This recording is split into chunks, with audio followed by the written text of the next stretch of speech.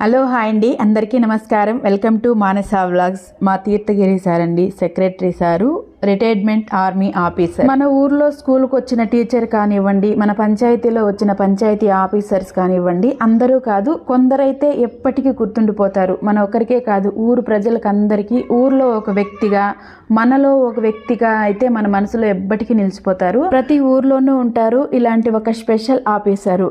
అదేనండి, మాకు కూడా మా తీర్థగిరి సార్ అంటే మా ఊరు ప్రజలందరికీ కాకుండా మా పంచాయతీ ప్రజలందరికీ కూడా గౌరవం, అభిమానం అన్నమాట. టైంకి వచ్చామా, టైంకి వెళ్ళామా, జీతం తీసుకున్నామా అనేది కాదండి.